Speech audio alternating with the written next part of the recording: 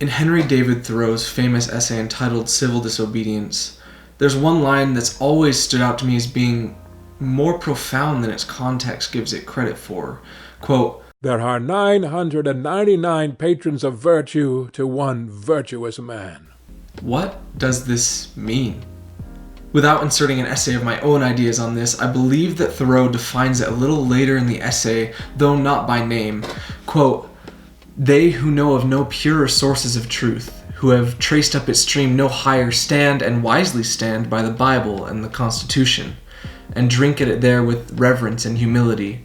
But they who behold where it comes trickling into this lake or that pool, gird up their loins once more, and continue their pilgrimage toward its fountainhead."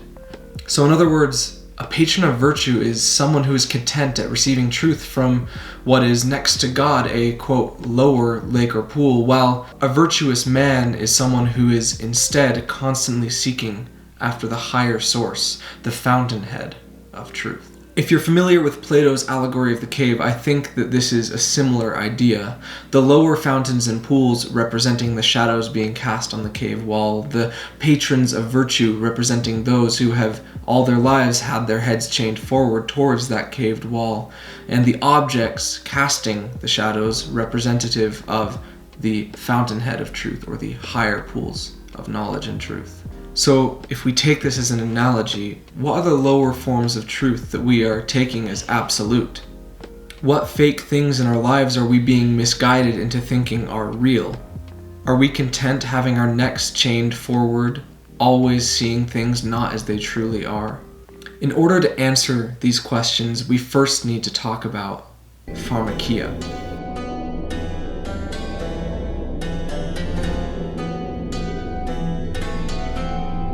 Pharmakia is a Greek word with profound usage dating back to the Bible in Revelation 18:23, when Jesus is prophesying about what would befall the people in the last days.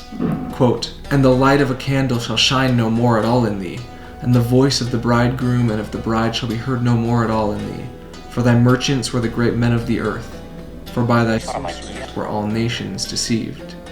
If you look it up in the dictionary, Pharmakia is defined as sorcery, drugs, poisoning, and deception.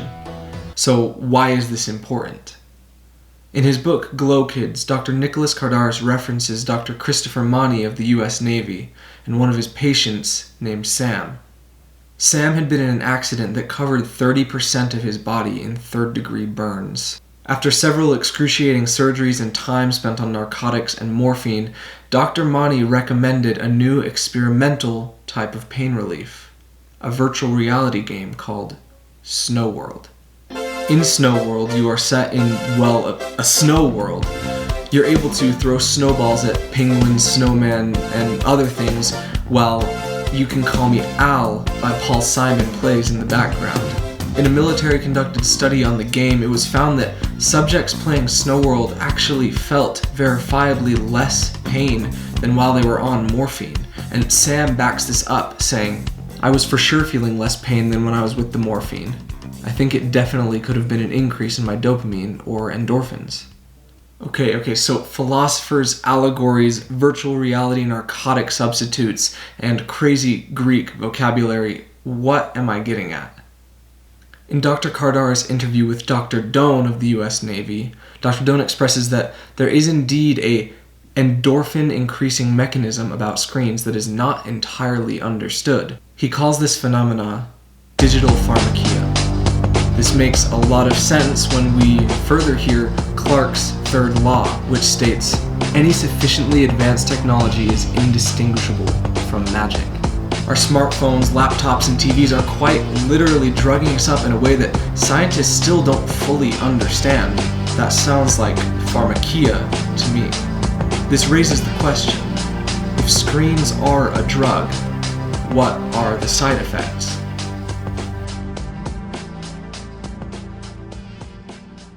Now, I know I'm not alone in feeling offended and judged every single Sunday morning when I wake up and see the screen time report on my iPhone. But it's interesting, week after week, literally receiving a reminder of how much time I'm wasting on my phone, nothing really changes.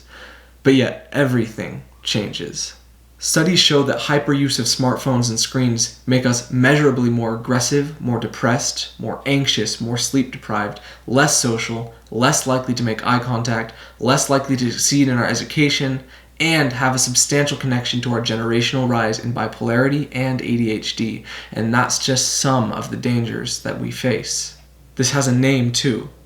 Dr. Victoria Dunkley calls it electronic screen syndrome. Electronic screen syndrome is simply a way to describe what occurs when a child becomes chronically overstimulated from using electronics. So because electronics stress and overload the brain, the front part of the brain starts to shut down and the child becomes what we call dysregulated. When I think about it, it's almost like Sam Raimi's Spider-Man 3. At unsuspecting times in all of our lives, literally when we were children, the screens snuck up on us and attacked us when they had their chance. And even though we didn't realize it for years, it was changing us into something far from who we truly are.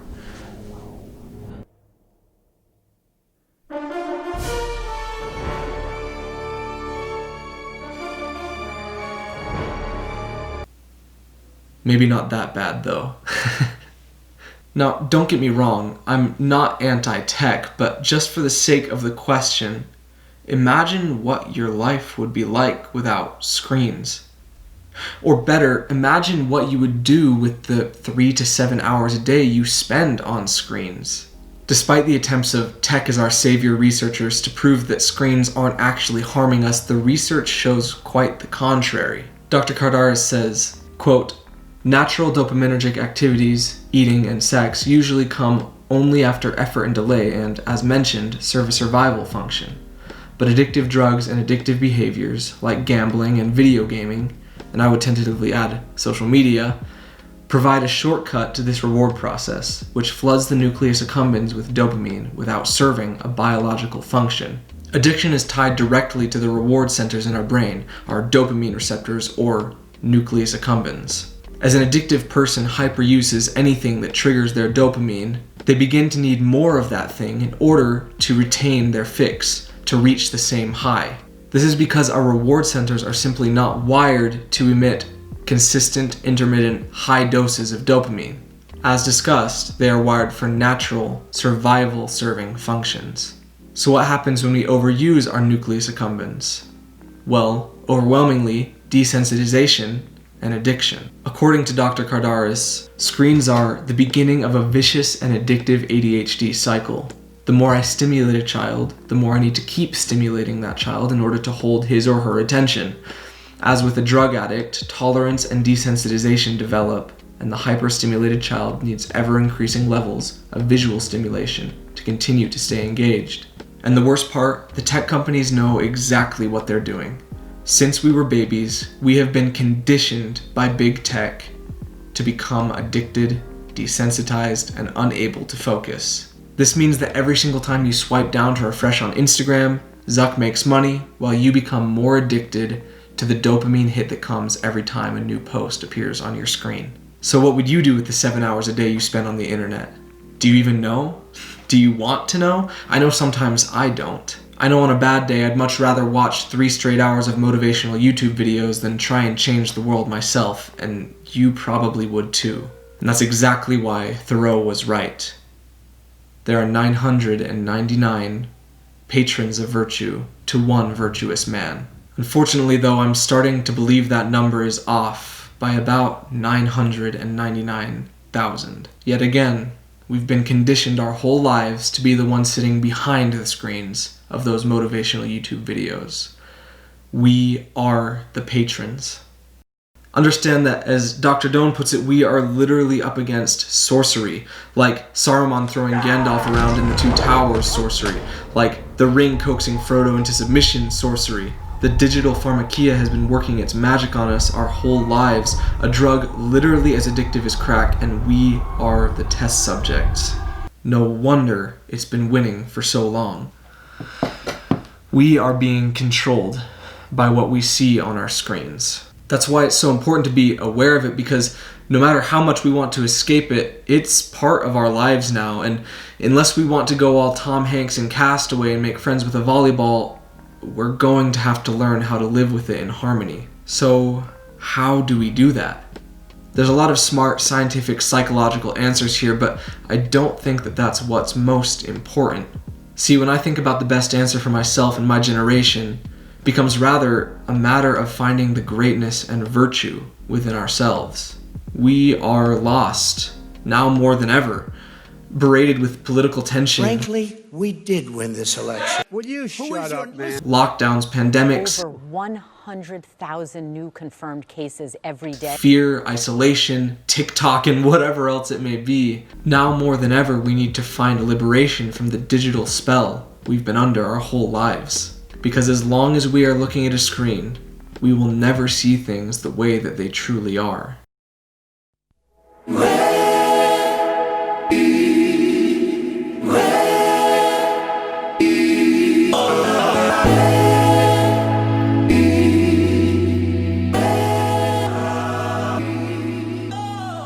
Lately, when I, as many of us have, feel the weight of the world on my shoulders, I tend to lay in my bed and self-medicate with YouTube videos or Instagram. I medicate by giving my time to people who I feel have more worth than myself, and I become a patron of virtue in the act. It's amazing, the times when I choose not to turn to the digital Pharmakia, and rather to pray, to read scripture or a great story, to make something, to write something, to learn something, to go and connect with a real-life human being, the spell is broken.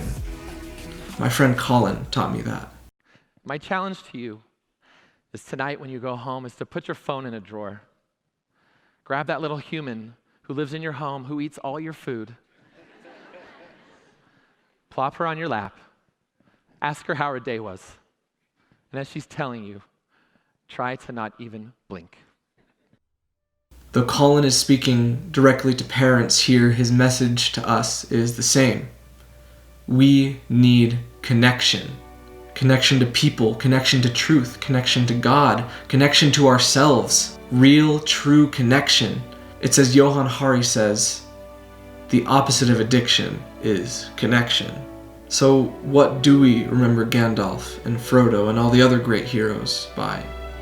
The times when they were tossed around or the times when they failed? No. And I think it's because that they chose to move past the lower pools of virtue and instead become Thoreau's virtuous man. They chose to break the chains and realize that the shadows that they saw were indeed cast by something else.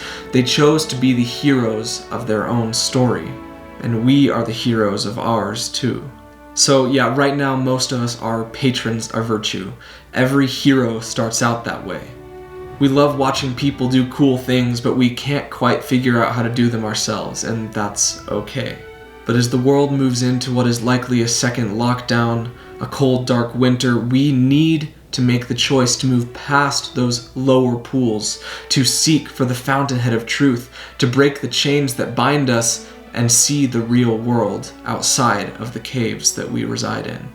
We have to look up and see past the second fake world of the internet. It will start with us asking the hard questions and putting in the hard work to find that light and greatness and virtue within ourselves. It takes putting down the phones, turning off the screens, and choosing to make something more of the time that has been given to you. It's time for you to look inward and begin asking yourself the big questions. Who are you? And what do you want?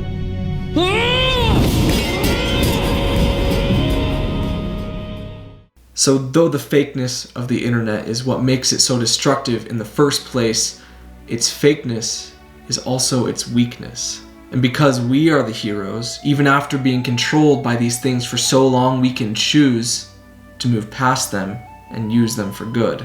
We can do so much good, but we have to make it our tool. We have to stop being observers of greatness and instead become doers of greatness. And I think that's the biggest difference between the patron of virtue and the virtuous man. Observing versus doing. So here's my challenge. The next time you feel lost, the next time you feel dark, turn off the phone, turn off the TV, and go and find the greatness and light within yourself and use it to connect with other people. we all can become that virtuous man. We all can break that Pharmakia, that sorcery that binds us. And I'm excited to see what happens when we do.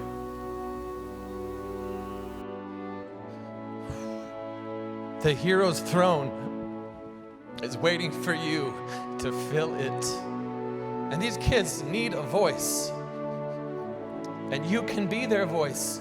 Every time you shut the laptop, you are filling that throne. Every time you turn off your phone, you are filling that throne. Every time you shut off that app, you are filling that throne. You are becoming the hero these kids need. And I'm ready to be a hero for these kids.